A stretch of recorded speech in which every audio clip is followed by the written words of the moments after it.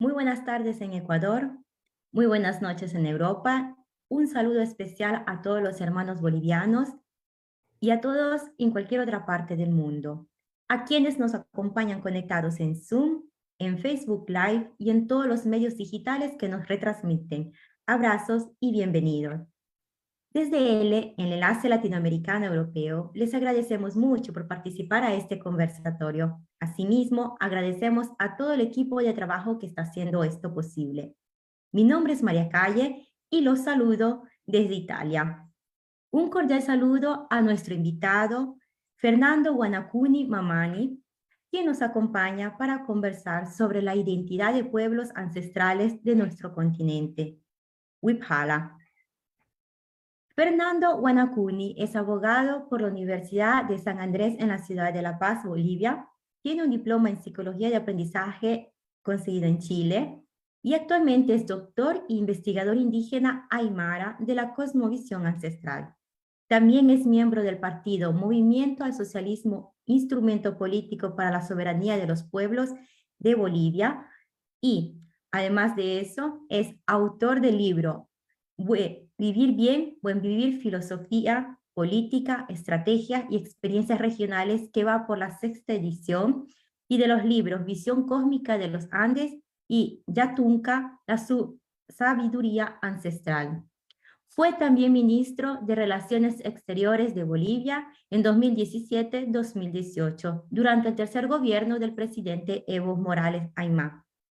Dicho esto, ahora le paso la palabra a Fernando Guanacuni Mamani, recordándole que cuenta con 20 a 25 minutos para desarrollar el tema y 20 a 25 minutos para responder a las preguntas que surjan por Zoom y los medios digitales activos.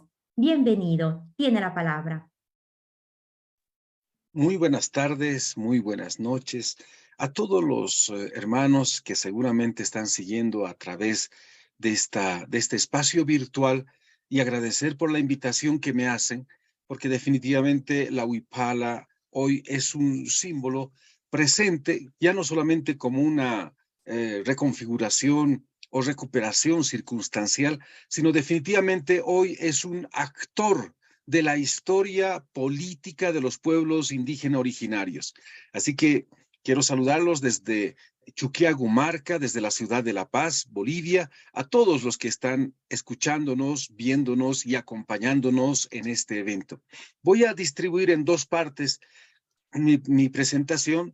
Tengo una presentación que voy a compartirla de manera rápida, que sería la dimensión de investigación sobre la Wiphala, y la segunda parte, que sería la dimensión de la trascendencia política en la actualidad. Voy a permitirme compartir esta presentación, que lo hemos hecho ya desde los años 90, lo tenemos esta presentación. Hemos añadido algunos aspectos circunstanciales en lo que estamos nosotros preparando un texto producto de estas investigaciones. Si nos permiten ver ahora, si se puede ver, muchas gracias. Esta es llamaremos una caricatura que salió el año 1992 en un periódico acá en Bolivia. Y creo que refleja esta imagen un poco la situación de la que hoy estamos viviendo en Bolivia, en Perú, en Guatemala, en Ecuador, en varios estados en el continente. Si ven acá la imagen hay varios hermanos indígenas originarios y está tomando la palabra en el estrado una persona y dice lo siguiente: estimados señores de las minorías indígenas, ¿no?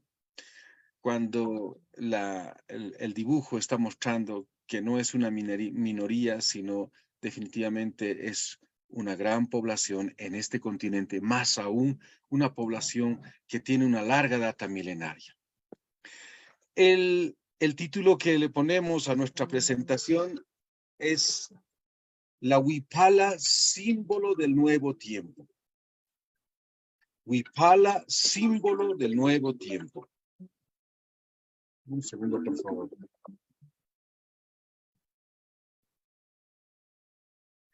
Wiphala, símbolo del nuevo tiempo. Definitivamente hoy en día, varios pueblos varios pueblos organizados en diferentes regiones en el mundo hoy portan este símbolo sagrado. Para nosotros no es una bandera, no es una bandera. Si bien se presenta hoy como bandera, su origen y su característica desde la cultura milenaria de Tiwanaku es un símbolo, es una matriz, es un símbolo del nuevo tiempo, la huipala. El textil ajedrezado nos está mostrando los orígenes de cómo la huipala ha ido presentándose en diferentes tiempos, en diferentes épocas.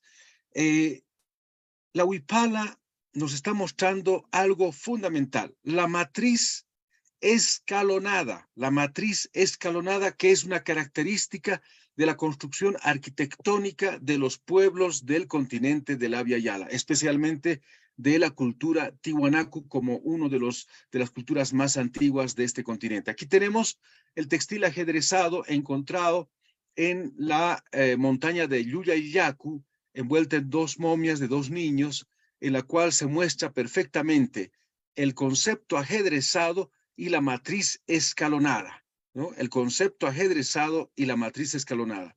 Y aquí a su lado tenemos un queru de la cultura Tiwanaku, que está mostrando, en este caso, la chacana, es decir, el símbolo que también está profundamente ligado con la huipala. Este es el textil ajedrezado de Llullayacu, que nos está mostrando algo que es una característica principal, lo ajedrezado y lo escalonado. En Tiwanaku, cuando nosotros analizamos, observamos lo siguiente. Observamos varios aspectos de la construcción arquitectónica. El cuadrado, la cruz andina, la chacana y la cruz de Orión. Esta es una piedra que se encuentra en Copacatí. Es una población cerca a Copacabana, cerca a lo que es la frontera con el Perú, Casani se llama una población, cerca a Copacabana, y esta población se llama Copacatí. Hemos encontrado, miren, en esta piedra, pinturas rupestres, donde están denotando en el color rojo las características de la huipala. Vamos a ir un poco jugando con los colores para entender qué es lo que está mostrando acá en esta pintura rupestre que se encuentra en Copacatí, a las cercanías del lago Titicaca de Viña y Marca, en el lado boliviano. Aquí vemos un poco más de cerca la pintura rupestre. Lo que está añadido, lo que está resaltando con el color rojo, eso es posterior. Lamentablemente, como está la intemperie, está también a la intemperie de cualquier destrozo, como en este caso se ha realizado con sobreponiendo la pintura. Pero vamos a ir jugando un poco con las características de poder encontrar una coloración. Aquí vemos, cuando vemos la coloración entre gris, blanco y negro, vemos perfectamente cómo el concepto ajedrezado y lo que es la matriz escalonada se presenta en esta pintura rupestre. Y si estamos hablando de pinturas rupestres, definitivamente estamos hablando de tiempos muy antiguos, milenarios. Esta es ya la reconstrucción a través de la computadora. ¿Qué es lo que está reflejando la pintura rupestre? Esta es la pintura ya recuperada, reconstituida por la computadora, y vemos cómo está acá mostrando la matriz del cuadrado, la chacana, lo que constituye toda la matriz ajedrezado y la matriz escalonada. Aquí tenemos otro textil, un textil en el cual también nuevamente observamos cómo se presenta lo ajedrezado, que es una característica de los textiles milenarios desde Tiwanaku y desde el Tahuantinsuyo, que son la cultura centenaria posterior a Tiwanaku. Por lo tanto, esta es una característica permanente en textiles, en queru y en otras, como por ejemplo la pintura rupestre de la que hemos mostrado. Vamos adelante. Acá vemos una chuspa, que es una chuspa tiwanacota que está en el Museo de Brooklyn, en el cual también vamos a ver acá la estructura de la huipala, aquí vemos la huipala, pero denotando siempre la característica, vuelvo a reiterar, la matriz escalonada y el concepto ajedrezado. Aquí vemos otra otro guerrero, un guerrero de la época Wari, hallado en Conchupata, que también vemos cómo la vestimenta de este guerrero está bajo la característica de la huipala, matriz escalonado y concepto ajedrezado. Vemos acá igual una vestimenta de las culturas antiguas pre-incaicas. Vemos como en el penacho, en la parte frontal, se presenta lo que constituye la característica de la huipala, matriz ajedrezado, matriz escalonado y el concepto ajedrezado. Este es un queru ya donde esto es posterior a lo que ha sido la cultura tihuanacota, se asume que es de la época incaica, donde está portando un guerrero la huipala, con la misma característica, matriz escalonado y concepto ajedrezado. Aquí tenemos un hallazgo muy interesante de la época Wari. Estamos hablando 1100 años de la era común, y miren acá la pintura que aún todavía conserva algunos colores, también guardan la característica de la matriz ajedrezado y el concepto, la matriz escalonada y el concepto ajedrezado. Vamos aquí también otro, el queru, que anteriormente habíamos mostrado, que está mostrando también la característica de la huipala. Aquí tenemos varios otros, entre textiles, ornamentos de las vestimentas, en las cuales nuevamente se presenta lo que nosotros denominamos dentro de la investigación el matriz escalonado y lo que constituye el concepto ajedrezado. Ahora, la huipala, esta es la estructura de la huipala. Ya en Bolivia, por ejemplo, dentro de la Constitución Política del Estado, se establece como un símbolo patrio, y además, bajo un decreto supremo reglamentario, ya se caracteriza y se especifica cuáles son las características de la huipala.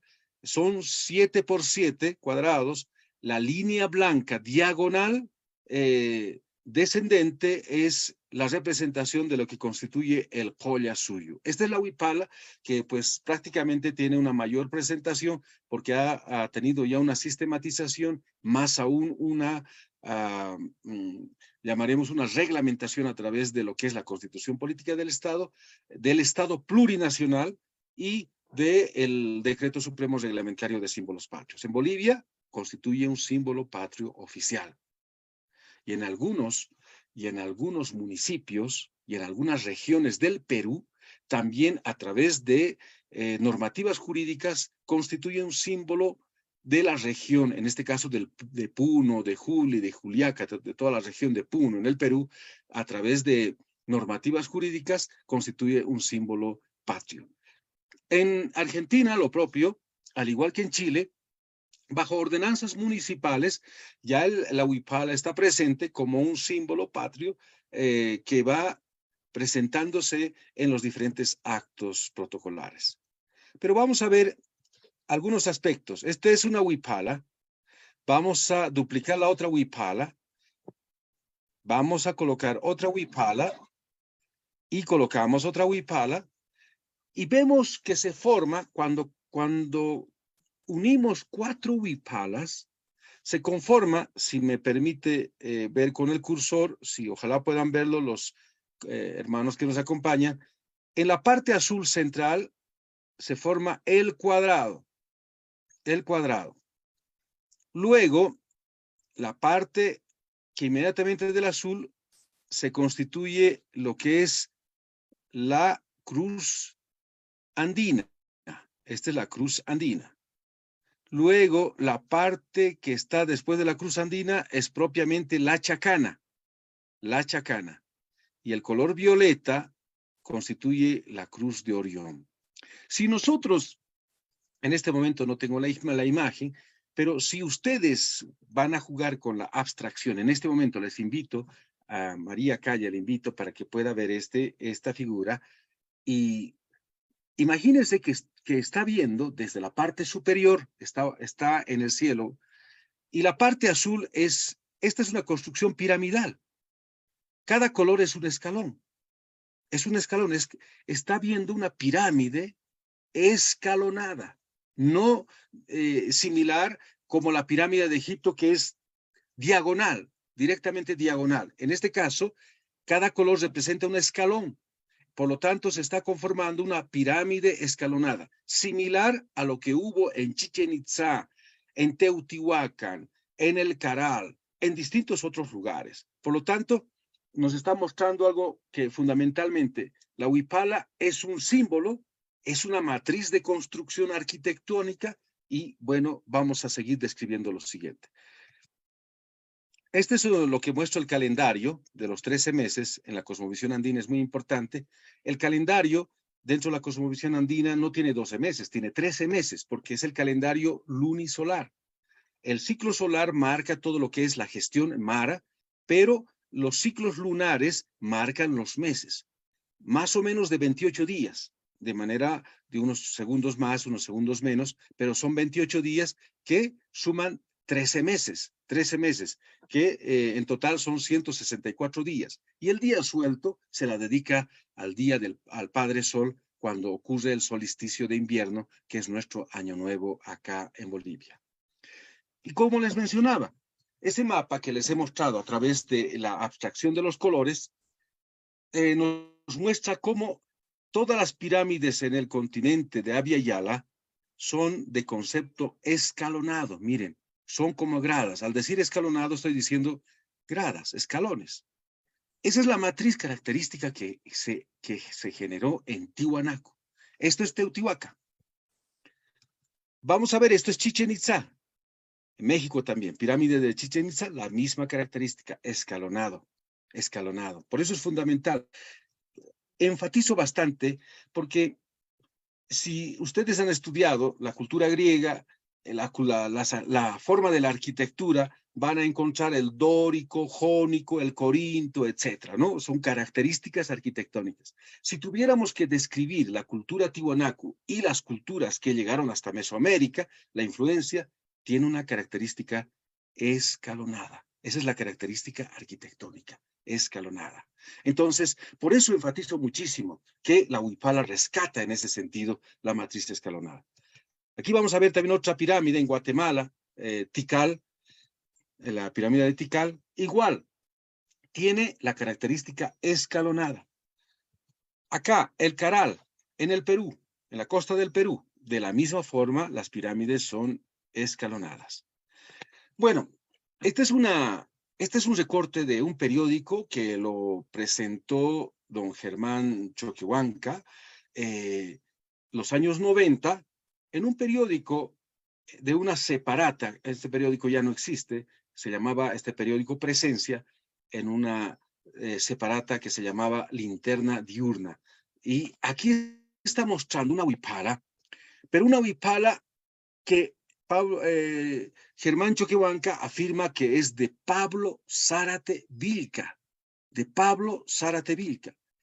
Estamos hablando, si estamos hablando de Pablo Zárate Vilca, estamos hablando del año 1899, porque el movimiento del temible Pablo Zárate Vilca, que movilizó miles de hermanos quechua y aymaras en ese movimiento que definió la guerra federal entre lo que constituyó Severo Fernández Alonso y José Manuel Pando, la intervención de Pablo Zárate Vilca definió la guerra federal en Bolivia. Esta es la huipala de Pablo Zárate Vilca, miren cómo está también con la misma característica, matriz escalonado y el concepto ajedrezado. Estamos hablando de 1899. Ahora, cuando vamos al Tahuantinsuyo, esta bandera es la de Cusco y la equiparan al Tahuantinsuyo. Pero en el Tahuantinsuyo, cada suyo tenía un color. Cada suyo tenía un color. Estamos viendo aquí el antisuyo. El color del antisuyo era el color verde. Por lo tanto, el verde tiene la diagonal principal central. Aquí estamos viendo, en la parte derecha estamos viendo el Chinchaysuyo. El color del Chinchaysuyo es el rojo. Por lo tanto, la diagonal central principal es rojo. Aquí estamos viendo del Collasuyo. El Collasuyo estaba asignado el color blanco.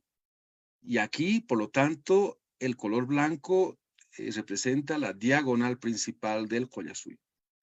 Al lado estamos viendo el Conti suyo, y el color del Conti suyo es el color amarillo. Por lo tanto, la diagonal principal de la huipala del Conti suyo será el amarillo. Entonces, estas son las 4 formas de que se presentan hasta ahora en todo lo que se refiere al símbolo de la huipala. Esto ya lo hemos presentado. Y este dibujo que estoy presentando es el dibujo de Carlos Milla Villena, un gran investigador que ya partió, que aportó muchísimo en su libro Génesis del Mundo Andino. Él pretendía en su investigación mostrar cómo los sitios arqueológicos tenían una coherencia. No se construyeron de manera caótica, sino había una matriz, una planificación. Este es lo que estamos viendo, esta línea roja diagonal, latitud norte-sur, ¿no? A 45 grados centígrados, latitud norte-sur, viene desde Tumbes, Cajamarca, Cusco, Pucara, Tihuanaco, Oruro, Potosí, en una diagonal, un camino en una línea recta que abarca miles de kilómetros. A este camino se lo conoce como el Japajñán.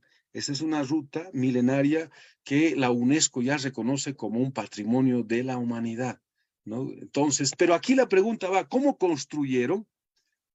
¿Cómo construyeron una carretera de miles de kilómetros? ¿Cómo la alinearon a 45 grados latitud norte-sur? Vamos a ver cómo. Si nosotros vemos acá, este trabajo ya es del hermano Javier Lajo, también un hermano peruano que aportó muchísimo a la investigación. Y aquí va lo siguiente. Este es norte-sud. Norte-sud. La diagonal de 45 grados centígrados, el Japajñán. Pero hay otra diagonal, 22 grados 30 minutos, que es la ruta de Tunupa, que además es el eje de rotación de la Madre Tierra, que por supuesto está cambiando ahora con todo lo que es el cambio climático y todas las circunstancias que estamos viviendo ahora, incluso con el detenimiento del núcleo de la Madre Tierra, es decir, hay todo un proceso de cambio que está ocurriendo a nivel planetario. Acá está la representación de los colores. Esto me va a permitir un poquito explicar lo siguiente. Huipala viene de la aymara siguiente. Huipala viene del idioma aymara. Huipa es el gesto de la alegría, ¿no? Huipa. Cuando nosotros nos alegramos, cuando bailamos, decimos huipa, huipa, ¿no? Es una afirmación del momento de la alegría. Huipa. Pero el término pala equivale a decir pala cuando se mueve porque el viento mueve. Entonces, huipala significa, ¿no? El movimiento que genera el viento, ¿no? Huipala. Entonces, todos estos aspectos nos están denotando una construcción en el término idiomático, etc. Aquí está un poco la representación de los colores. ¿De dónde vienen los colores? Los colores vienen de la refractación de la luz solar que se conforma en el arco iris, ¿no? El arco iris es lo mismo en Londres, en Tokio, en Beijing, en París, como en Chuquiagomarca, como en Oruro. Tiene la misma conformación, los 7 colores principales, que eso va denotando los colores de la huipala, ¿no? El rojo aquí representa la madre tierra, el naranja representa la sociedad y la cultura, estamos hablando del ayllu. El amarillo representa la energía, la fuerza, la chama, la kama, la fuerza física, la fuerza espiritual. El blanco representa el tiempo, la pacha. Y en este caso particular representa el collasuyo. El verde representa la economía, la producción, porque la vida es productiva, todo produce, todo. Las abejas están produciendo, las ardillas están sembrando, por lo tanto están produciendo. No están guardando las bellotas porque tienen un concepto capitalista de guardar. No, están sembrando que a la larga serán árboles, ¿no? Entonces, todo es una participación productiva. Y aquí va la pregunta. Si todo es productivo complementario, es decir, que todo tiene su rol, ¿cuál es el rol del ser humano? Hasta ahora, el hombre moderno pareciera que le diera la característica de ser el depredador de la madre tierra. Por eso nosotros no estamos de acuerdo con el proyecto moderno que simplemente está destrozando, depredando la madre tierra. En el mundo andino, el verde representa la producción. Por lo tanto, dice, así como todos producen, el ser humano también produce. El rol del ser humano es ser agricultor, ser parte de la reproducción de las semillas a los frutos. Por lo tanto, es también copartícipe de la crianza de la vida, ¿no? El azul representa el espacio cósmico, el alajpacha, todo lo que son las guaraguaras, todo son lo que las estrellas, las constelaciones. Y el violeta representa la ideología, la filosofía andina, la ideología y la filosofía andina. Estamos hablando del suma camaño, del vivir bien. Diferente al mundo moderno que es el vivir mejor. El vivir mejor es la perspectiva de Occidente. O sea, consume, consume, consume. El ser humano es simplemente un consumidor. Y la riqueza, la felicidad está ligada a la riqueza. Es decir, cuánto tienes, tanto vales. Nada más. En cambio, en la filosofía andina, el suma jamaña es vivir en equilibrio y en armonía. Dos palabras que algún día seguramente podremos, cuando nos toque exponer sobre el suma jamaña, reflejarla con mayor amplitud. Y aquí vemos algo importante para nosotros. La chacana, la constelación de la Cruz del Sur. El hemisferio norte, es decir, toda Europa, aparte de lo que es hoy norte de América, antes llamado Abya Yala, está referido en su punto de orientación por la estrella polar norte. La estrella polar norte es su referente de ubicación, de orientación, etcétera, ¿no? En cambio, en el hemisferio sur, la estrella polar norte ya no es un referente válido o no es un referente principal. El referente cósmico es la chacana, la constelación de la Cruz del Sur. Por eso los pueblos antiguos construyeron en función a la constelación de la Cruz del Sur. Por eso hablamos de lo que es la chacana como un puente y un vínculo de lo que significa el equilibrio de la vida, la armonía de la vida. La chacana, la constelación de la Cruz del Sur, es la matriz de la filosofía, de la cosmovisión, de la orientación, de la matriz de organización, por lo tanto también de la matriz de lo que hoy constituye nuestro símbolo principal como la huipala.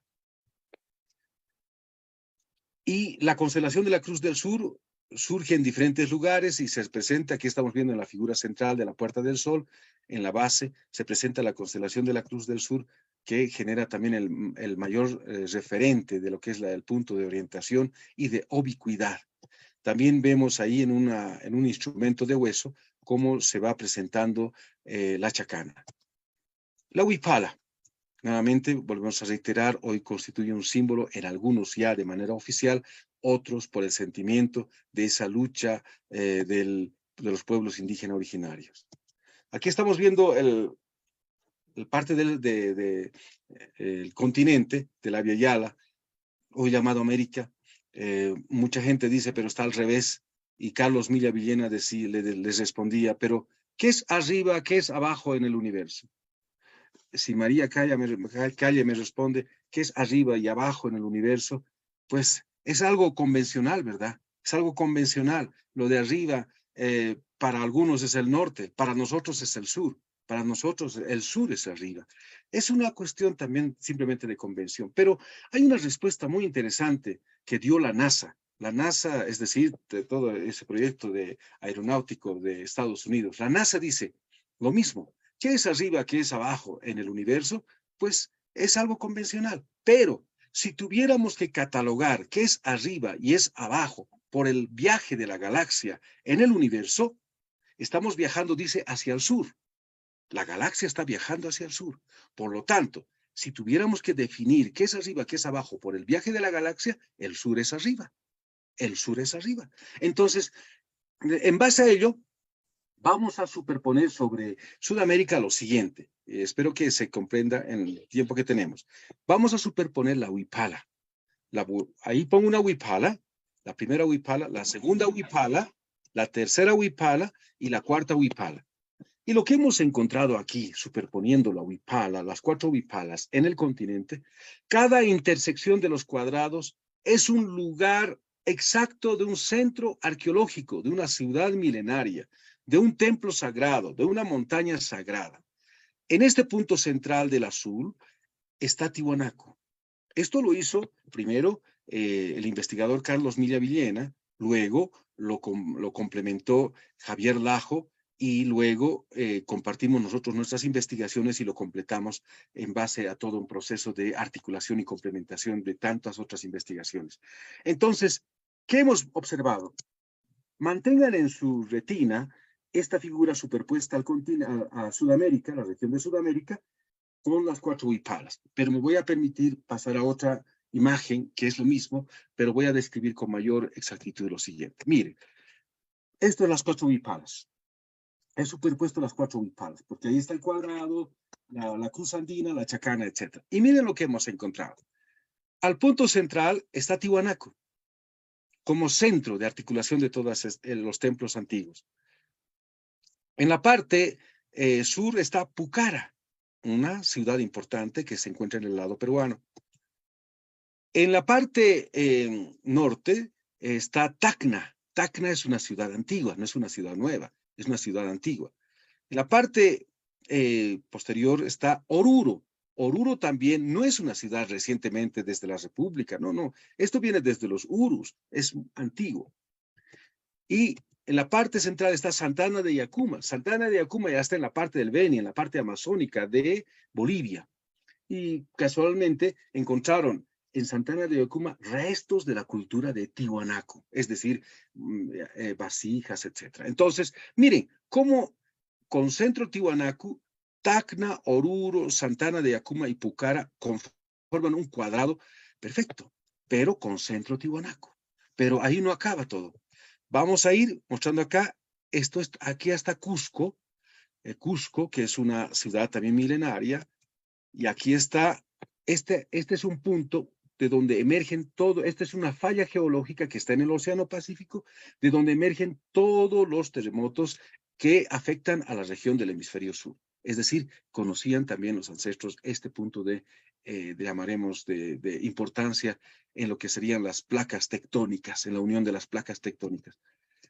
Aquí está Potosí, Potosí también es una ciudad antigua, y aquí está en la Amazonas, lo que llaman muchos el Paitití, el dorado, ¿no? Lo que muchos buscan. Entonces, el otro cuadrado mayor está entre esta falla del Océano Pacífico, con Potosí, el Paitití y el Cusco, ¿no? Conformando llamaremos un cuadrado también perfecto alrededor.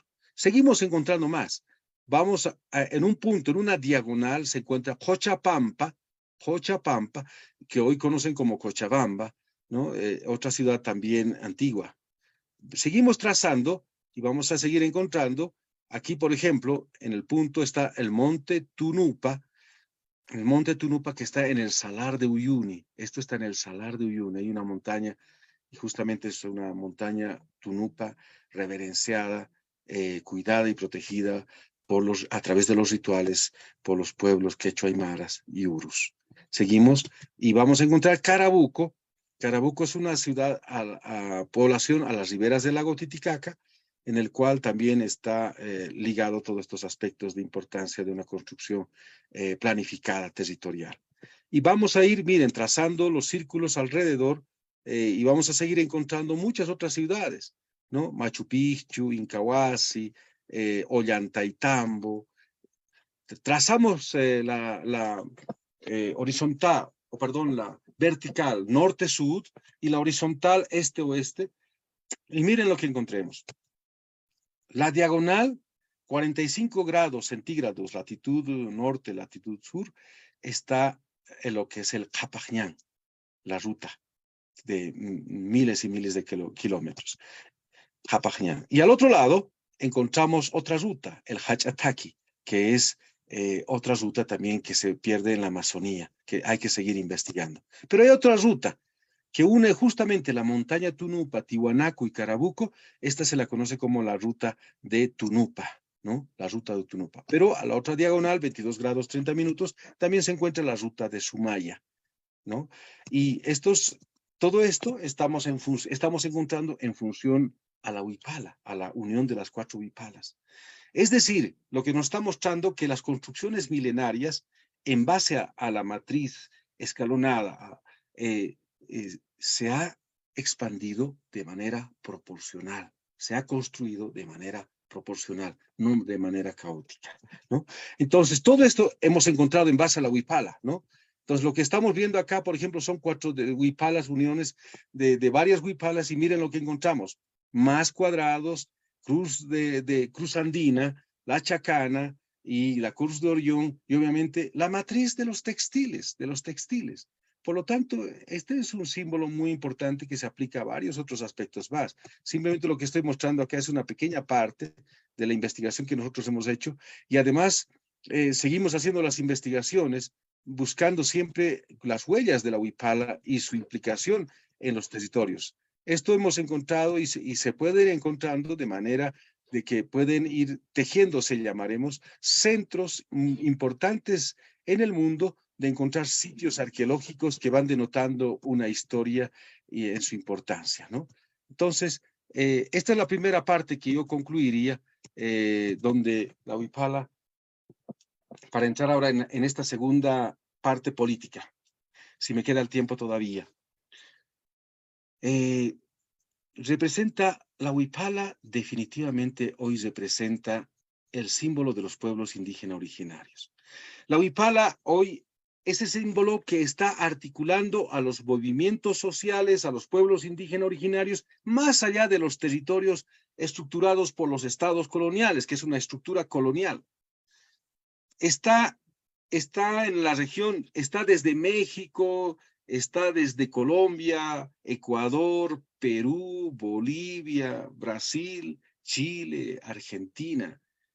Definitivamente hoy, pese a las afirmaciones que algunos que no han podido indagar la historia de los pueblos indígenas originarios, más aún, que aún catalogan con la mentalidad colonial nuestros símbolos, niegan al indio, al indígena, también niegan a sus símbolos.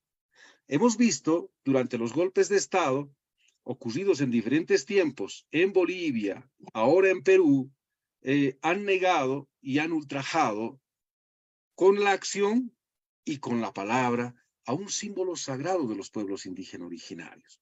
Como hemos mostrado en esta rápida presentación de las investigaciones que estamos realizando, su origen es milenario. Su origen es milenario en su matriz escalonada y en su concepto ajedrezado. Pero, aunque fuera un símbolo realizado recientemente y que hoy representa la fuerza que lo tiene, debería merecer y debe merecer respeto.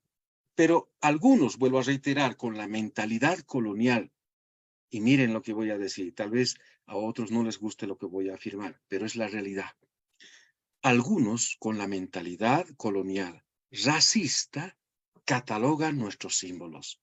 Quieren negar la presencia de hoy, de la fuerza de los pueblos indígenas originarios, como trataron de negar en el periodo republicano y en el periodo de la colonia. A través de la ley de extirpación de idolatrías durante la colonia, por la Santa Inquisición, trataron de borrar toda huella milenaria, mataron a nuestros hombres y mujeres sabios, a todo pensamiento diferente a la obligatoriedad de la evangelización.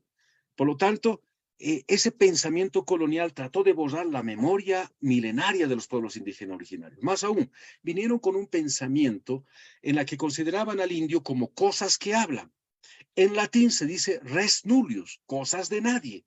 Entonces, como son cosas de nadie, las mataron, los eliminaron. Miren un detalle que les voy a contar. Muchos antropólogos y algunos antropólogos de Estados Unidos coinciden y dicen lo siguiente. En el año 1492 habían 100 millones de indígenas originarios, 100 millones de indígenas originarios. Pero para el año 1570, cuando López de Velasco hace un censo en el año 1570, después de 78 años después de haber arribado Colón, solamente había 10 millones de habitantes en el continente. Es decir, hubo un genocidio de 90 millones de habitantes, más allá de los resultados de muertes de la Primera y Segunda Guerra Mundial. ¿Qué les parece eso?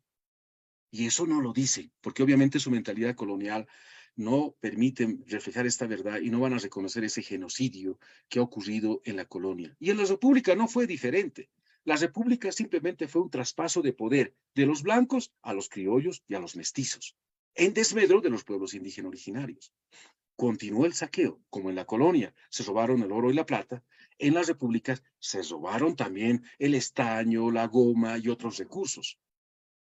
Y el proyecto es de seguir robando, saqueando a los pueblos indígenas originarios. Por eso, la huipala hoy representa el símbolo del nuevo tiempo, de la resistencia heroica de los pueblos indígenas originarios. Hoy en día, pese a los detractores, la huipala sigue recorriendo y seguirá recorriendo, alentando a un llamado de que los pueblos indígenas originarios existimos y seguiremos existiendo. Por eso, desde Puno, desde Juli, desde Juliaca, hoy en día, en este preciso momento, la marcha, después del golpe de Estado que ocurrió en el Perú, la huipala es el símbolo de todo ese levantamiento y de un proceso de encontrar un proceso de equilibrio político, de resolver esa deuda histórica de la colonia y la república. Porque para los pueblos indígenas originarios, la gran hecatombe empezó en 1492. Y ahora estamos 529 años después de la colonia. Uno puede decir, pero estás hablando de tiempos pasados. No, estoy hablando de las consecuencias en este tiempo. Hoy día, en el continente, la pobreza tiene rostro indígena, no por incapacidad, sino por la exclusión racista de los estados coloniales. Por eso hoy la huipala sigue emergiendo vigoroso para llamar a sus hijos, a esos guerreros del arco iris en este tiempo, porque en este tiempo estamos viviendo bajo la profecía de nuestros ancestros el Pachacuti. Pachacuti significa la inversión del mundo. Está iniciando una nueva época. Ante la crisis que generó Occidente, ese pensamiento colonial depredador de la madre tierra, hoy emerge vigoroso, señalado por el símbolo de la huipala, los pueblos indígenas originarios, para cambiar de matriz y de paradigma, salir del patrón individualista a la matriz comunitaria, salir del antropocentrismo para entrar al biocentrismo, al cuidado de la madre tierra. Eso es lo que representa hoy la huipala. La huipala va a seguir inspirando. Hoy en día, algunos que seguramente me están escuchando, que viven en Londres, van a ver en Stonehenge el 21 de junio las celebraciones de recibir los rayos primeros del solsticio, en el caso de en Stonehenge de invierno, estarán recibiendo también con la huipala. La huipala ya ha trascendido las fronteras. Por lo tanto, la huipala es un símbolo del nuevo tiempo, es el símbolo de la nueva humanidad, es el símbolo de la cultura de la vida. Aquí me detengo porque entramos seguramente en la segunda etapa. Muchas gracias. Buenas noches en Europa, buenas tardes en Ecuador. Mi nombre es Jimmy Pesantes y tomaré la moderación desde Berlín, Alemania. Ahora pasaremos al ciclo de preguntas, no sin antes recordar que estamos conversando con el abogado Fernando Guanacuni, investigador de la cosmovisión ancestral, quien está exponiendo sobre la huipala. Usted ya lo dijo algo de una pregunta que teníamos preparado. Precisamente a partir de los símbolos históricos que bien aquí los ha expuesto sobre la huipala, ¿qué significado tiene la huipala hoy en día para los pueblos originarios sudamericanos? Y si ha adquirido alguna, tal vez alguna significación también para los pueblos latinoamericanos y aún más universal. Algo ya lo dijo. ¿Podría explicar un poco más sobre esta nuevos simbolismos? Muchas gracias. Gracias por permitirme definir o precisar el significado en este tiempo.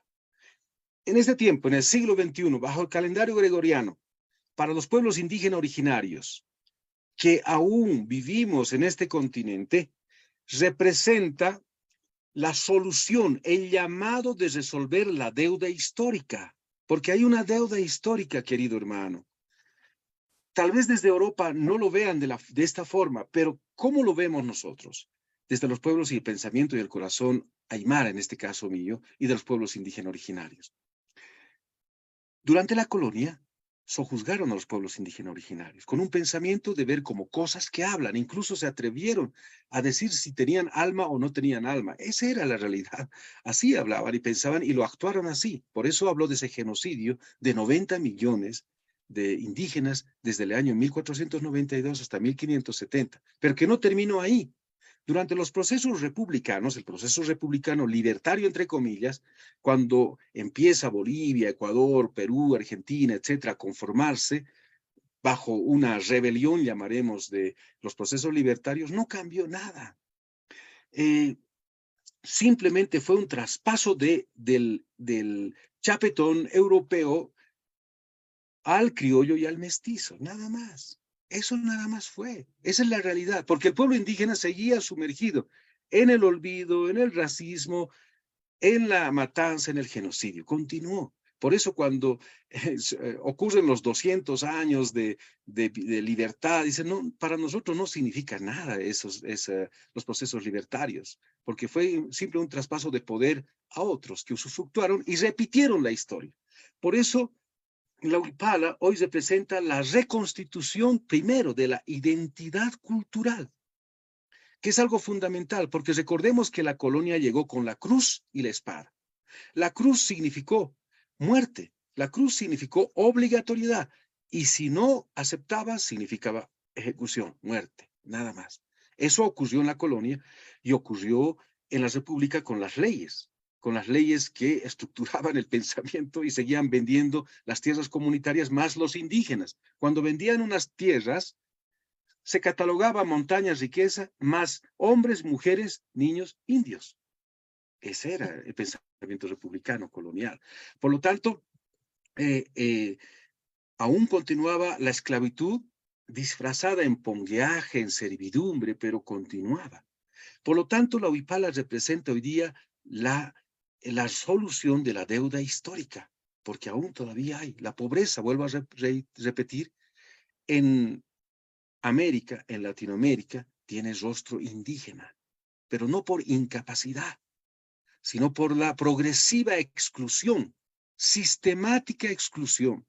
Más aún, en el periodo republicano, pensaron que lo indígena era sinónimo de atraso para los procesos republicanos. En Argentina dice, no, nosotros hemos resuelto el atraso. Dice, eso significa hemos eliminado a los pueblos indígenas originarios. Eso significa en Uruguay hemos eliminado, en República Dominicana hemos eliminado.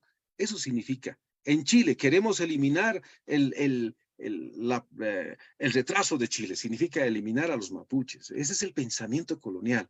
Por eso vuelvo a reiterar, la Huipala significa recuperar la dignidad y la soberanía, resolver la deuda histórica. Eso significa, es el llamado de que estamos vivos, estamos presentes acá. Y además vinieron con la cruz. Cuando arribaron los europeos, llegaron con la cruz. ¿Qué significa la cruz? La obligatoriedad de cambiar de forma de pensar, de espiritualidad. Si hoy día Latinoamérica todavía está sumergida en el cristianismo, no fue por voluntad propia en sus orígenes, no fue. Fue por la obligatoriedad. Entonces, la Huipala significa recuperar nuestra espiritualidad. ¿Tenemos derecho? Por supuesto que sí, claro que sí. Tenemos el derecho de recuperar nuestra filosofía, nuestro pensamiento, nuestra espiritualidad que aún vive en medio de nosotros. Nuestros ancestros han tenido la capacidad de esconder durante los momentos más difíciles, pero lo tenemos. Entonces la Huipala representa todo este proceso de recuperar primero la soberanía, de recuperar nuestra identidad cultural, que es algo muy importante que está ligado a la dignidad. Eso representa para los pueblos indígenas originarios. Pero la Huipala ya ha trascendido más allá de lo que es este propósito. Me hablan de Latinoamérica, cierto. Hay muchos migrantes que hoy día ya viven, mestizos, criollos, etcétera. ¿Qué significa para ellos? Significa también, porque al final, querido hermano Jimmy, toda la exclusión, yo te cuento para reflejar este detalle. Yo tengo un gran amigo, se llama Walter Mignolo, un hermano argentino investigador en estos temas. Nosotros hemos coincidido bastante en Puerto Rico en eventos importantes y yo hablaba, como te estoy hablando ahora, y Walter Mignolo, un investigador, él tiene todo el fenotipo europeo, los ojos claros, el cabello dorado, la tez blanca, etcétera. Entonces él no me entendía en esos tiempos, ¿no? Decía, ¿de qué estás hablando? Me encanta lo que hablas, pero no comprendo en la totalidad, me decía, porque la colonia ya pasó ese tiempo, ¿no? Pero recién nos encontramos hasta que lo invitaron a Walter Mignolo a Alemania para dar conferencias sobre estos temas. Y ahí sintió lo que nosotros hemos sentido durante 529 años. Walter Mignolo, con ese fenotipo incluso europeo, porque es de ascendencia europea, cuando estuvo en Alemania, sintió el racismo. Le dijeron, tú eres sudaca, tú eres latino, ¿no? Por más que te parezcas a nosotros, no eres igual que nosotros. Entonces él me llamó por teléfono a Puerto Rico y me dijo, Fernando, ahora sí te entiendo porque sentí lo que tú estabas tratando de explicar siempre. He sentido la negación, el racismo en Europa, porque ese es lo que hemos sentido. Por lo tanto, para el latinoamericano también significa, porque recordemos hoy día, mira, querido hermano Jimmy, a través de la Unión Europea, nos quieren dar lecciones de democracia aquí en América. Nos quieren dar lecciones de democracia cuando nosotros tenemos más avances en el Estado plurinacional en conceptos de democracia, de presencia del equilibrio de hombre-mujer, ¿no? De instituciones como respeto a la madre tierra, etc. Entonces, para el latinoamericano, más allá de lo indígena racial, significa también la liberación, la recuperación de la dignidad, eso representa. Eso representa la huipala. Por eso, hoy día, por ejemplo, miren todos los sectores obreros, trabajadores, por ejemplo, que tienen todo el fenotipo europeo, por ejemplo, en Argentina, la CTA autónoma, la CGT, etcétera, tienen todo en Brasil, la CUT de Chile, la Central Única de Trabajadores de Chile. Mi amigo, el ejecutivo, tiene todo el fenotipo europeo porque es de ascendencia europea. Entonces, pero para él y ahora representa ya todo un proceso de recuperación de la dignidad y hoy están portando la huipala, más allá de lo que es ya de ser aymara quechua, porque ellos no pertenecen a las naciones ancestrales, pero sí anhelan la igualdad, anhelan el equilibrio, anhelan la dignidad. Por lo menos hoy ya portan la huipala como símbolo de una liberación de todo lo que es el proceso de lucha de los trabajadores también para el mundo. ¿Qué significa para el mundo? El mundo está viviendo una crisis, querido hermano Jimmy. Hoy día, yo he vivido en Alemania, en Wuppertal, en Aachen, he estado ahí, en Colonia, he visto la soledad. Los jóvenes ya no quieren tener hijos, no quieren tener la relación de matrimonio, simplemente es de uso circunstancial, ¿no? Amigos con derecho, esa es la vida. ¿Dónde nos va a llevar con ese pensamiento a futuro? A ninguna parte, porque ese concepto de simplemente de usar lo desechable está marcando ya permeado en las relaciones sociales. Me sirves hoy, te uso, y si quieres úsame también. Mañana no me sirves, ya no nos usamos y buscamos a quienes nos usen y yo use, ¿no? Ha permeado eso. Es una crisis profunda, la que yo siento es una crisis profunda. Yo viví eso en Alemania. Lo vi, vuelvo a reiterar, en Aachen, en Wuppertal, en Colonia, en las ciudades que yo pude vivir y compartir, ¿no? Y cuando viví en China ya vi otro proceso distinto en el cual están luchando por recuperar y fortalecer la familia, porque si no hay familia, pues se va a desmoronar la sociedad. Japón es un ejemplo. En Japón, si tú quieres, digamos, no tienes pareja, puedes alquilarte por un día, por 2 días, por un mes, como quieras. Pero eso es real, eso es verdad. Un país con alta tecnología como Japón vive en una soledad.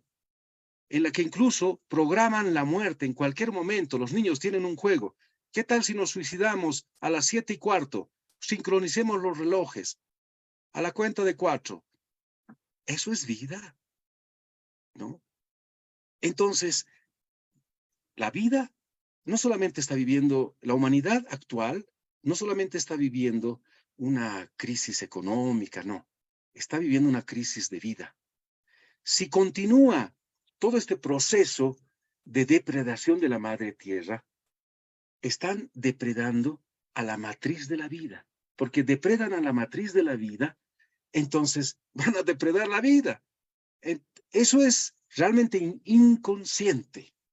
Entonces la huipala para este mundo en crisis representa la reconstitución de la cultura de la vida, de darte cuenta en las experiencias sabias de nuestros ancestros. Y cuando digo de nuestros ancestros, vuelvo a reiterar, viví en Alemania y vi la espiritualidad antigua, más allá del cristianismo o el catolicismo. Yo vi esa espiritualidad. Vi en África, en Londres, con los druidas. Veo esa espiritualidad que es similar a la que nosotros estamos diciendo. Es decir, los pueblos ancestrales de cualquier continente, hasta en la Europa Oriental. Cuando estuve en Eslovenia me dijeron, esta montaña no es una piedra nada más. En sus términos eslovenos me dijeron, este es un ser que nos protege. En sus orígenes hay esa memoria del cuidado a la vida, del biocentrismo, de la Pachamama. Para el mundo moderno, hoy día, la huipala representa la recuperación de la cultura de la vida, representa recuperar el horizonte verdadero de la vida. Muy bien, excelente explicación. Ahora pasamos la palabra a otros compañeros que quieren hacer preguntas. Desde Francia, Etienne, por favor, tu micrófono.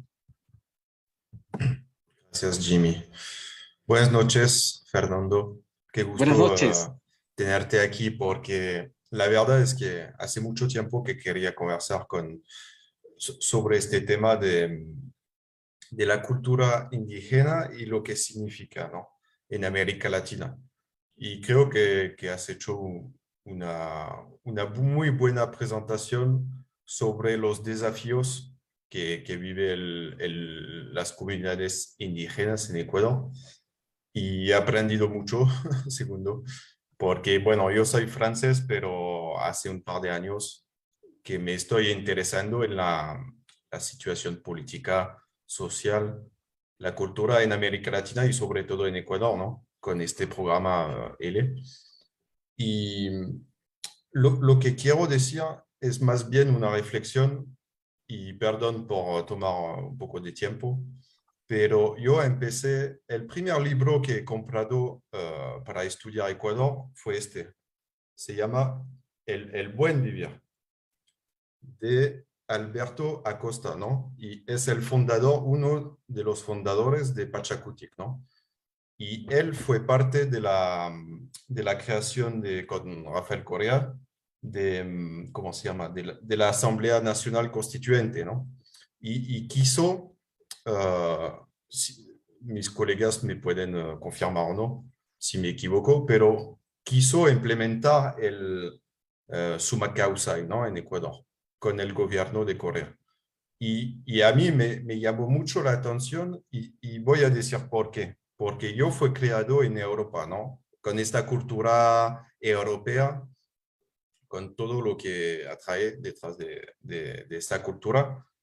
Y empecé a politizarme y a reflexionar sobre temas como el medio ambiente, como defender su cultura, cosas así que al final toca también,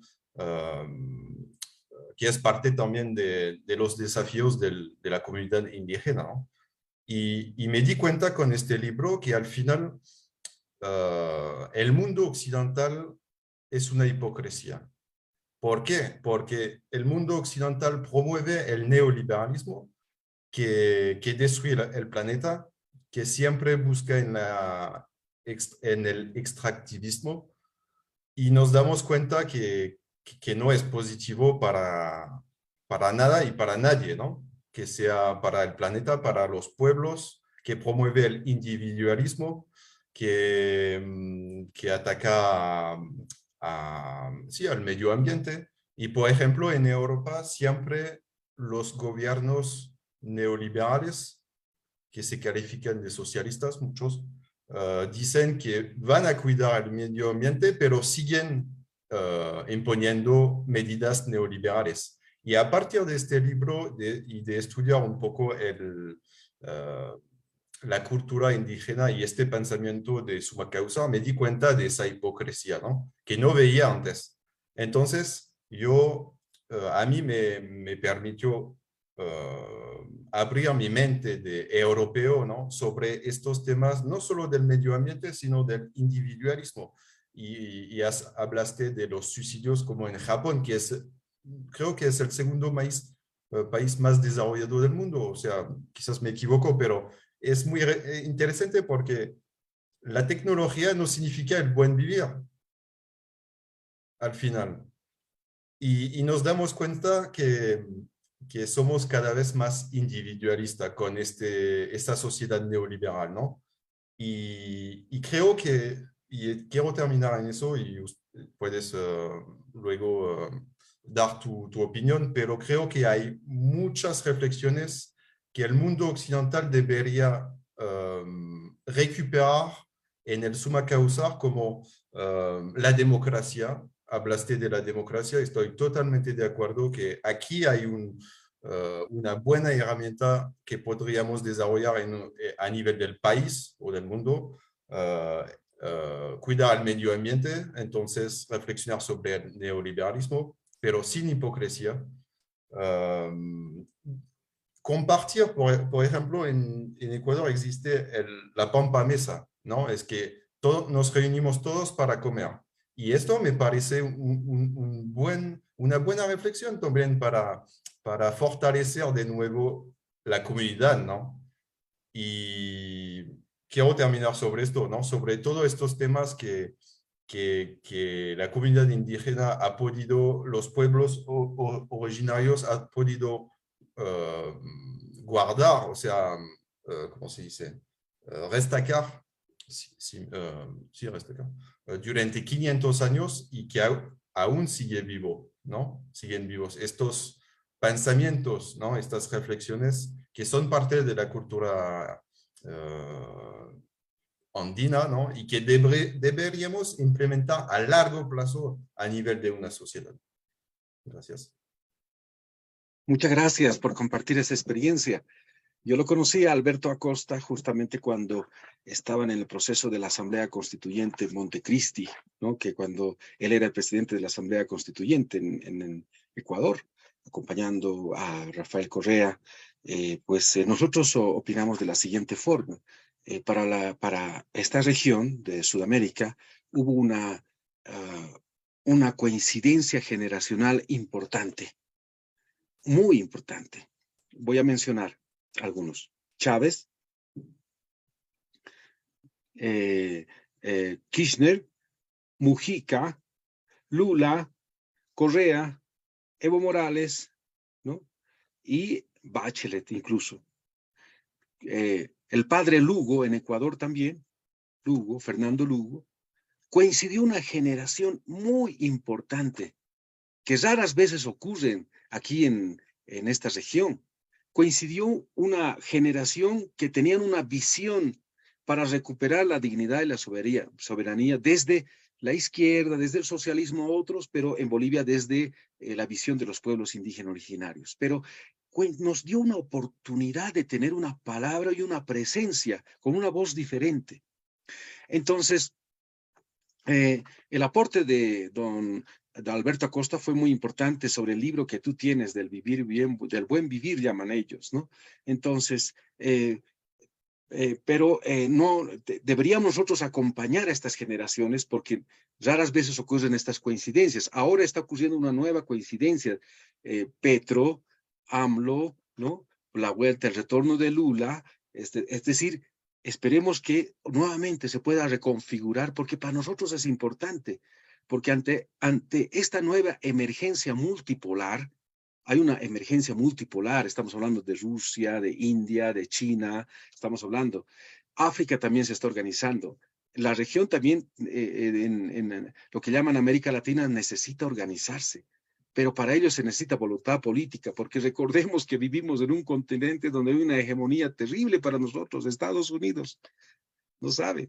¿No? Entonces, donde, querido hermano, aquí en febrero, es decir, hace unas semanas, la comandante del Comando Sur de Estados Unidos, es decir, el ejército que tiene todas las bases militares en Estados Unidos, dijo lo siguiente: Estados Unidos tiene un interés especial en Latinoamérica.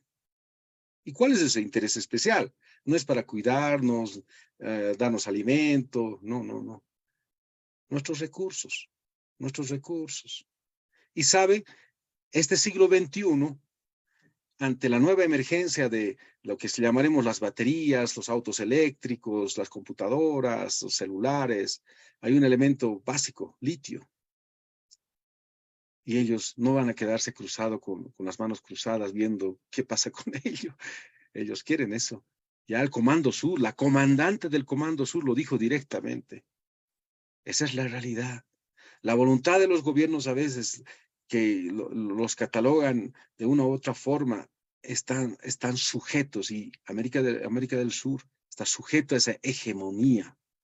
Lo que está ocurriendo en el Perú no es cuestión de simplemente una crisis de gobernabilidad, no, es toda una incidencia política por los recursos. Y por lo tanto, ese es el escenario que tenemos. Por eso nosotros, a través de nuestra política, te invito a leer este libro que se llama Vivir Bien, Buen Vivir. Lo puedes encontrar en Amazon, de mi autoría. Este es de la 7ª edición. Estamos ya preparando la 8ª edición, ¿no? Esta es la 7ª edición que se ha editado en Argentina, en Bolivia, en Perú. Entonces, ahora estamos preparando para México la 8ª edición, Vivir Bien, Buen Vivir, donde denunciamos todo esto. Ahora, el vivir bien o buen vivir es un planteamiento de cuidado a la madre tierra. Pero cuando nosotros entramos al gobierno el año 2006 a la cabeza del hermano presidente Evo Morales, tenemos esta premisa. Pero la mentalidad formateada bajo el pensamiento individual, consumista, ¿no? Antropocentrista, machista, no lo puedes cambiar de la noche a la mañana. Tenemos que trabajar en algo profundamente, y eso es desde la educación. Por eso decimos, con la experiencia que tenemos del gobierno casi de 14 años que hemos tenido a la cabeza del hermano presidente Evo Morales, el proceso de cambio, nosotros buscamos el vivir bien, buen vivir, va a ser generacional, pero tenemos que empezar a trabajar hoy, ahora tenemos que trabajar, porque la suma y las decisiones políticas ayudan, pero no definen totalmente, porque hay que cambiar la conciencia, migrar del paradigma individual antropocéntrico al paradigma biocéntrico comunitario de vida, de la cultura de la vida. Eso equivale a todo un proceso de educación, de recuperación de una cosmovisión. Por eso nosotros enfatizamos bastante en la cosmovisión, porque la cosmovisión define lo siguiente: cómo concibes el mundo, la vida, accionas. Si crees que el ser humano es el rey de la creación, obviamente vas a actuar así. Y si crees que el varón es superior a la mujer, porque Dios le hizo primero al varón y después de la costilla, para que se divierta, le hizo a la mujer, ¿no? Entonces vas a creer así, vas a actuar así. Y si crees que lo demás son cosas al servicio del ser humano, vas a seguir destrozando la vida. Por eso nosotros insistimos en recuperar la identidad, porque en la identidad está la cosmovisión, es la forma de concebir el mundo, porque en la cosmovisión antigua, vuelvo a reiterar, en Europa occidental, en Europa oriental, tenían este mismo pensamiento, sentimiento, esa filosofía de vida, porque el mundo moderno individualista es reciente, el pensamiento individualista es reciente. Entonces, por eso nosotros enfatizamos en recuperar la identidad cultural ancestral, en la que todo vive y todo es importante. Entonces, cuando concibamos y recuperemos esa espiritualidad, esa cosmovisión ancestral, tendremos eso que nosotros estamos proyectando con el vivir bien, buen vivir. Es ahí donde tenemos que ir trabajando, articulando. Las semillas tienen que ser establecidas hoy.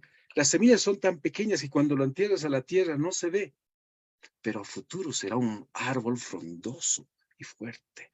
Tenemos que hacerlo hoy, por eso yo agradezco a este espacio, que en realidad es un espacio de reflexión, que basta que uno o dos lo capte y accione.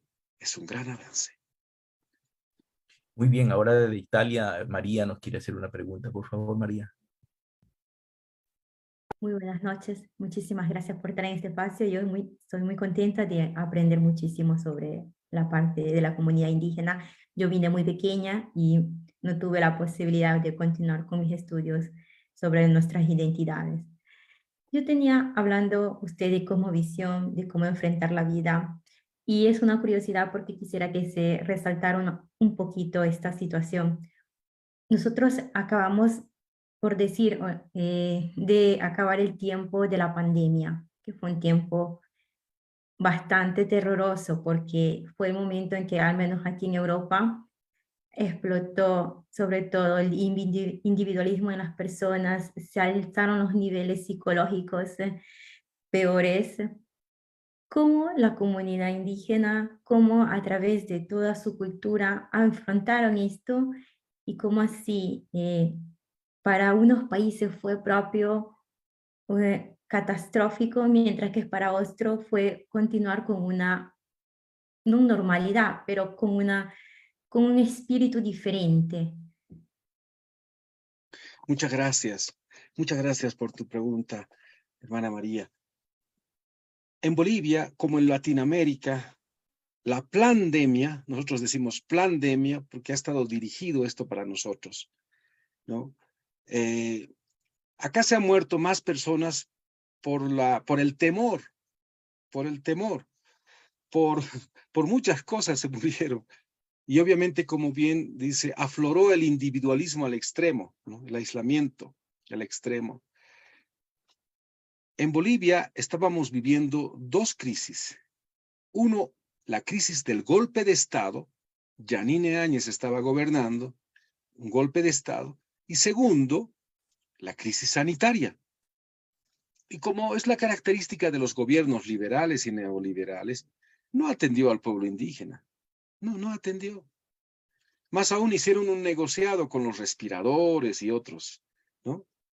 Pero, ¿qué valor le doy a esta etapa de esta crisis de la pandemia, ¿no? El pueblo indígena originario recuperó su medicina.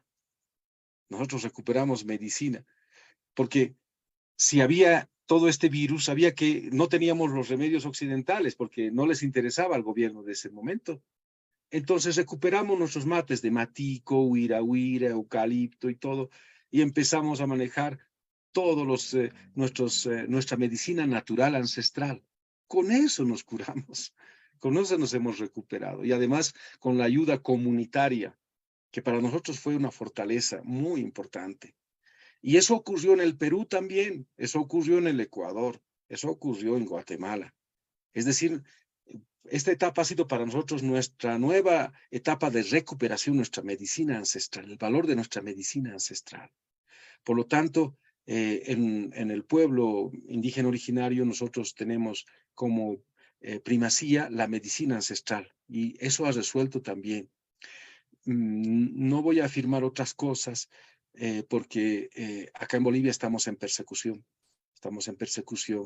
y tal vez lo que yo afirme algunas cosas puede ser utilizado, lamentablemente. El día de ayer hemos sufrido un atentado con dinamita junto a mi hermano, presidente Evo Morales, y pues nos damos cuenta del peligro que estamos viviendo. Por eso me abstengo de decir algunas cosas, pero sí afirmo lo siguiente. La medicina ancestral, indígena originario, es la base de nuestra vida, ¿no? Es la base de todo nuestro proceso de salud. Hemos permanecido desde la colonia, la república y ahora mismo, ¿no? Porque seguimos en varios momentos Tenemos todavía los yatiris, los amautas, los cacoris, colliris, yuriiris, son nombres de especialidades, ¿no? De sabios que han guardado esa información de la medicina tradicional y con eso nos van curando, ¿no? Nos han curado a nosotros, lo curan a mis hijos, y en la pandemia esa ha sido la base de nuestra solución, la base, porque ante el olvido de los gobiernos, más aún en ese gobierno del golpe de Estado, ha sido la solución y el fortalecimiento de nuestra medicina ancestral. Sí, hemos visto que siempre que quieren apoderarse de nuestros recursos, también se han apoderado del conocimiento, del conocimiento, digamos, académico, ¿no? Y por eso están estas leyes muy perversas, estas patentes, ¿no? Y lo digo yo, que vengo también un poco del mundo jurídico. Es una forma de apropiarse del conocimiento y claro, esta respuesta que dieron nuestros pueblos originarios, en este caso de la pandemia, como usted bien lo dijo, de recuperar conocimiento, ¿no? De ponerlo al servicio de la comunidad como debería ser, ¿no? Eso no significa que se está negando el conocimiento académico, el conocimiento científico, sino que es una respuesta para eso que no se tiene, porque se lo ha privado a la población, se recupera por otro lado, pero tiene que avanzarse.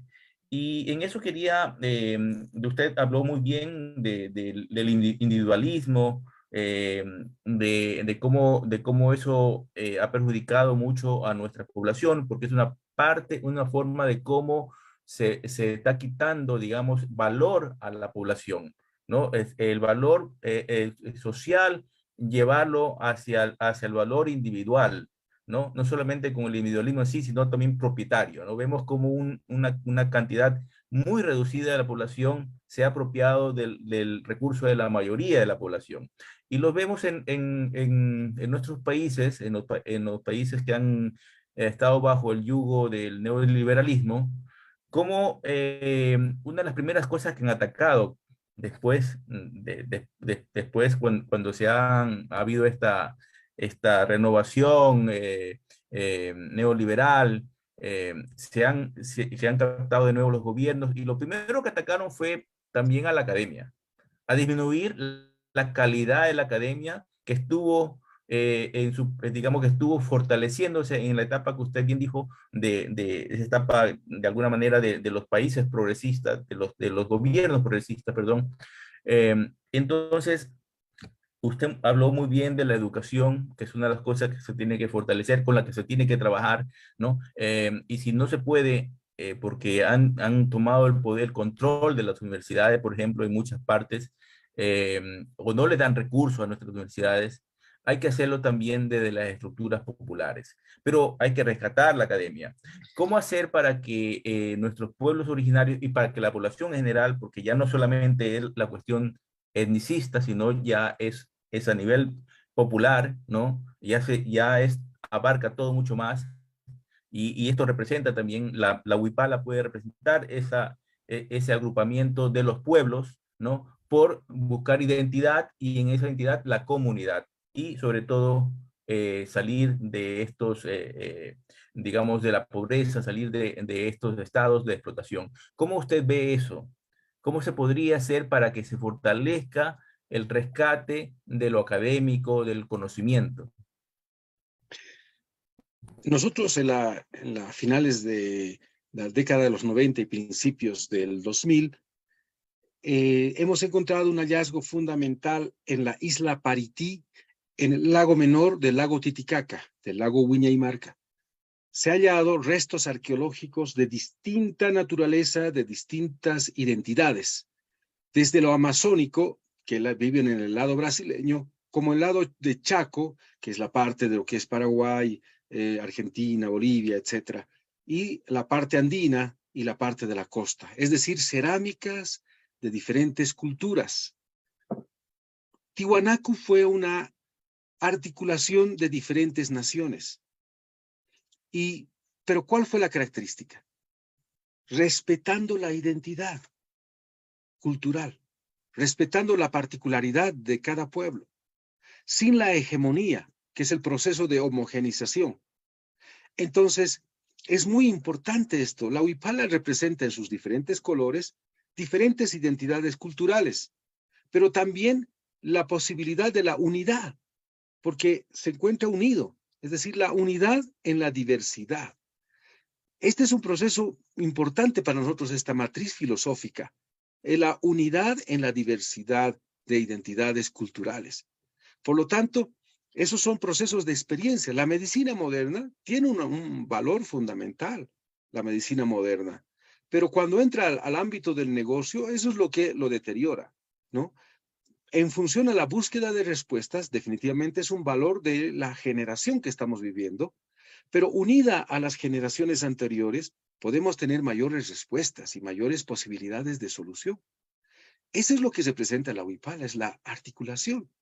La articulación, pero dentro del marco de la cultura de la vida, no del negocio, ¿no? Dentro del marco de la cultura de la vida. Entonces, estos procesos de articulación son importantes para nosotros porque el proceso moderno, el proyecto moderno es la homogenización, es el monocultivo mental, ¿no? Entonces, ¿qué es lo grato cuando tú llegas a un lugar? Lo grato es encontrar su forma de vestimenta, su canto, sus costumbres, eso hace bello. Mi abuelo decía, ¿no? Es bello cuando más diferente es, no es más hermoso. Un bosque es bellísimo cuando es totalmente distinto. Si encontraras un bosque, un árbol a 10 centímetros, o perdón, a 2 metros, así, sería muy monótono, ¿no? Lo diferente y la articulación de lo diferente, sin el desmedro del proceso o a través del proceso de la homogenización, eso hace bello al mundo. Por lo tanto, hay una experiencia de los pueblos antiguos que pervive, que aún está en la memoria y en la práctica.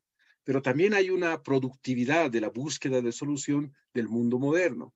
Se puede articular, por supuesto, pero sin que medie lo que es el comercio, ¿no? O el proceso de las hegemonías. Eso, obviamente, definitivamente cambia el horizonte de la vida. La cultura de la vida marca eso. La huipala representa el respeto dentro de la diversidad cultural, ¿no? Ahora desde Colonia, Alemania, nos quiere hacer una pregunta Elizabeth. Por favor, Elizabeth, tu micrófono.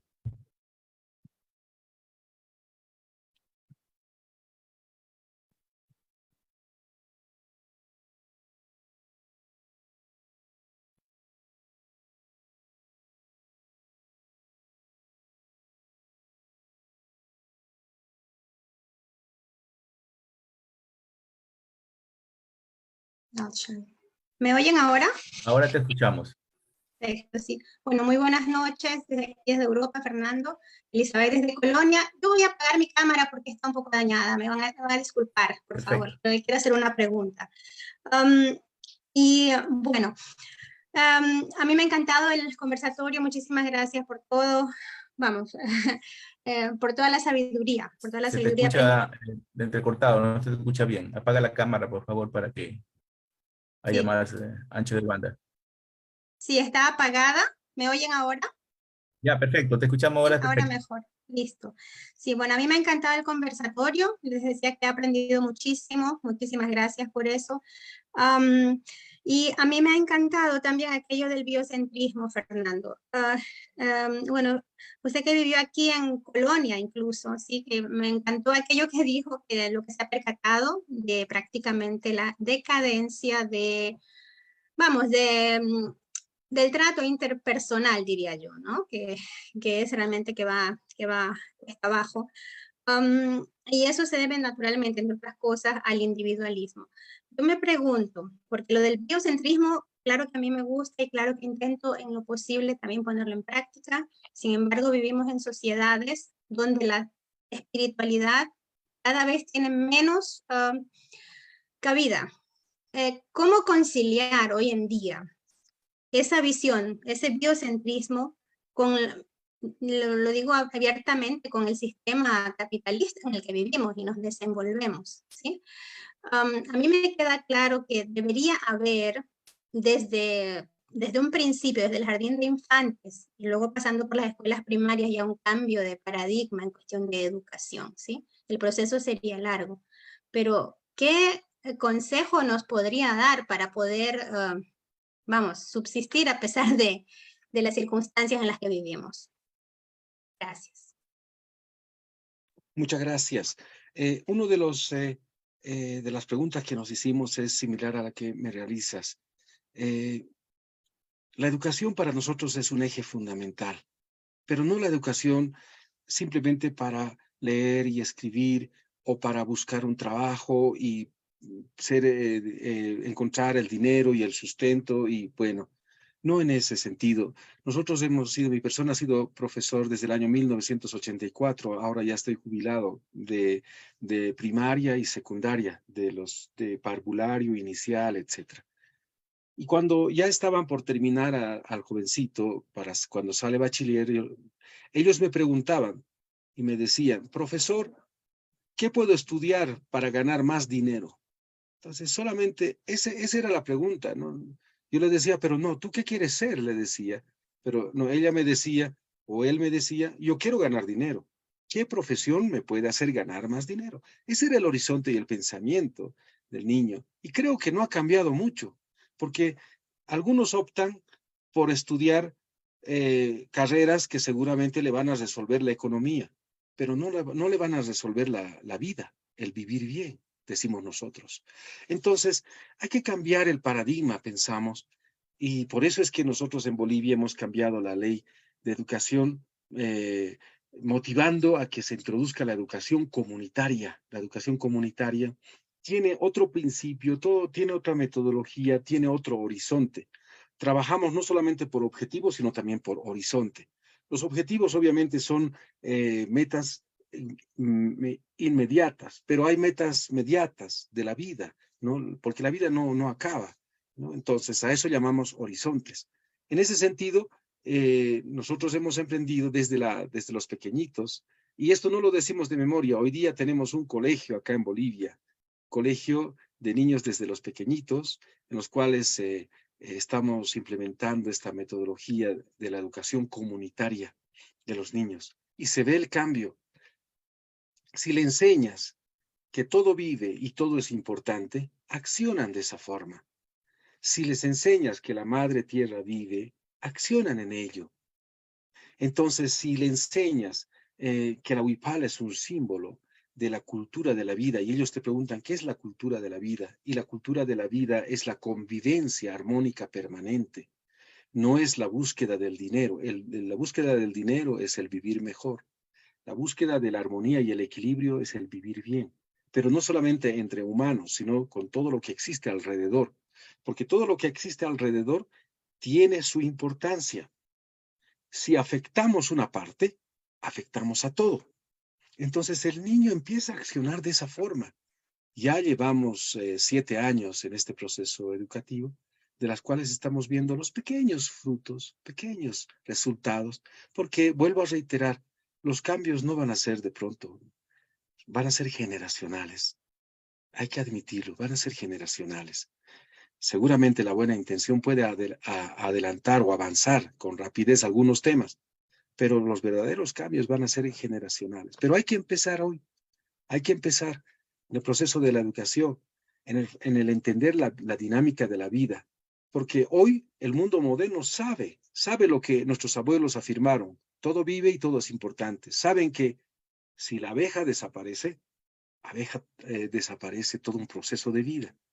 Si desaparece el delfín, desaparece todo un proceso de la vida. Si desaparece la ardilla, desaparece todo un proceso de la vida. Afectamos el proceso dinámico de la vida. El mundo moderno sabe, solamente que está ganando el pensamiento capitalista de ganar solamente el dinero. Por eso motivan a despertar el hambre voraz en el niño y en el joven, a tener más y consumir más, haciéndole creer que la felicidad está en tener más y consumir más.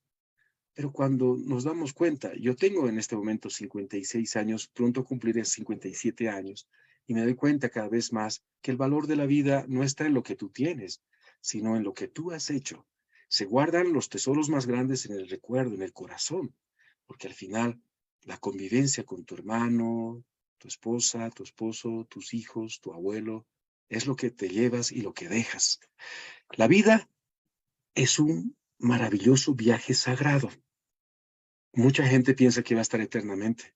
No, es un pequeño viaje sagrado, importante. Así como hemos venido, nos vamos a ir. Y los más grandes tesoros los vamos a dejar en el corazón, con quienes hemos interactuado, y nosotros vamos a llevarlos también en nuestro corazón. Entender y explicar esto en los niños cobra un horizonte diferente. Ellos ríen, juegan. No tenemos que introducirlos en la mentalidad colonial, en el pensamiento colonial capitalista, ¿no? Debemos migrar, es una responsabilidad migrar, porque el capitalismo sabe incluso que con todo el ritmo de producción acelerado necesitaría varios planetas para seguir produciendo en esa dimensión. Es inviable, es antinatura y es inconsciente, no es sabio eso.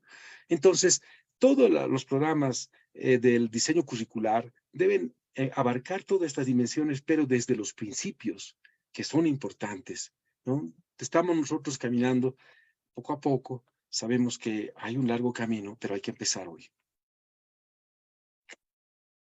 Excelente. Ya para acabar, concluir este conversatorio, nos gustaría pedirte unas palabras final, aunque me encantó la frase, la vida es un maravilloso viaje sagrado. Sagrado. Es perfecto, me parece que abarca muchísimo. Y completemos eso con un mensaje final para nuestra audiencia. Muchísimas gracias. Muchas gracias. Waliki munat hilatanaka munat kuyakanaka. Naira pachanja, achachilanakaja, huichanakaja, sukupanakaja kapapjanja, wali suma amtariña campi. Ukamtariña caja, suma camañas están aymaratja, suma sarnacañas saraktanja. Ukamuyanakaja, wali hachamuyonakawa. Ukamuyonakaja, hiwasan kaskiwa, kankaskiwa. Hichaja, kunsturañani ukampeja, amuit asiñani. Mayasta siñani, suma kamañataki, suma sarnacañataki. Queridos hermanos, hermanas, nuestros abuelos en los diferentes continentes, esto va más allá del color de la piel. Nuestros abuelos han forjado una cultura de la vida. Han tenido dificultades, seguro que sí, han tenido dificultades, pero han sabido resolver esas dificultades, pero siempre preservando la cultura de la vida. Esa sabiduría, esos pensamientos, esa forma de accionar en el mundo, aún está vivo en nuestra sangre, en nuestro corazón, está vivo en la montaña, en el río, en el árbol. Este es un buen momento para empezar a buscar esos orígenes que son parte de nuestra identidad. He visto en Europa, en Asia, en África, las identidades en su inicio tenían esta misma concepción, esta misma cosmovisión. Por eso, este valor de la experiencia generacional nos va a permitir resolver las vicisitudes de este tiempo. Tenemos una gran experiencia acumulada de los miles y miles de años. Ahora es nuestra responsabilidad cómo recuperamos y resolvemos este tema, porque después de nosotros vendrán nuestros hijos. Cuando yo me refiero a mis abuelos, lo hago con mucho orgullo y cariño sobre todo y agradecimiento. Ojalá nuestros hijos y nuestros nietos, cuando se refieran a nosotros, se refieran de la misma forma. Eso será producto de haber resuelto con la responsabilidad que nos toca ahora. Este es un tiempo de cambio importante y la voz de los abuelos y las abuelas que traemos es la voz de ese mensaje de amor de ellos en este tiempo. Así que caminemos siempre con esa mirada profunda en la cultura de la vida. Vuelvo a reiterar, la vida es un maravilloso viaje sagrado en donde los más grandes tesoros lo guardamos en el corazón. Muchas gracias.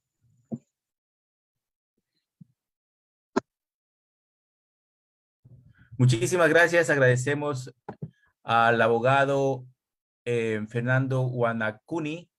También agradecemos a todas las personas que estuvieron en la plataforma Zoom y en todas las plataformas que nos retransmiten.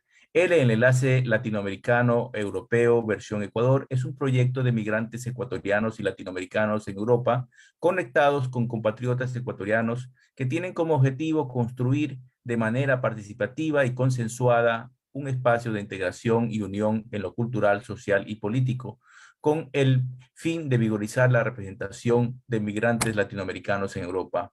Les invitamos a todas y todos a seguirnos en las redes sociales del Enlace Latinoamericano Europeo versión Ecuador para que puedan unirse a todas nuestras actividades.